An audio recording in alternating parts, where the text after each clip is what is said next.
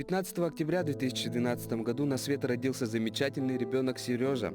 Родители были бесконечно рады рождению сына. Улыбчивый Сережка радовал родителей каждый день. Когда наступил 11-й месяц, врачи обнаружили детский церебральный паралич, статистическая диплегия. Следствием явилась задержка психоречевого развития, закрытая ринолалия. После этого начали лечение проходить.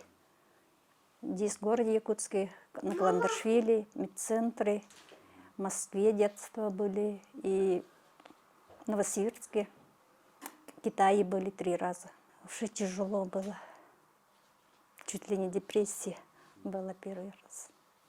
Потом уже как-то привыкаешь.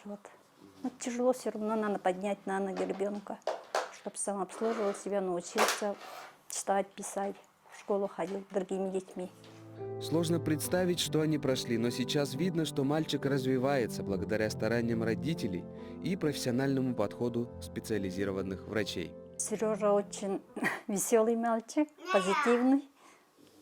Все старается, все прихватить, быстро все запоминает. Любит играть в компьютерные игры, телефонные игры.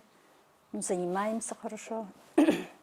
Начинает рисовать, очень интересуется. До прошлого года вообще не рисовал, а сейчас вообще хорошо начал рисовать. Как же здорово видеть развитие своего чада, особенно когда твой ребенок особенный. Сереже требуется лечение в медицинском центре «Сакура» в городе Челябинск, где стоимость лечения будет составлять неподъемную для их семьи сумму – 380 тысяч рублей. Реабилитация и разработка ноги жизненно необходимы ребенку после прошедших операций. Отец мальчика перенес инсульт с тяжелыми последствиями в 2018 году, а Вере приходится следить за ребенком круглые сутки.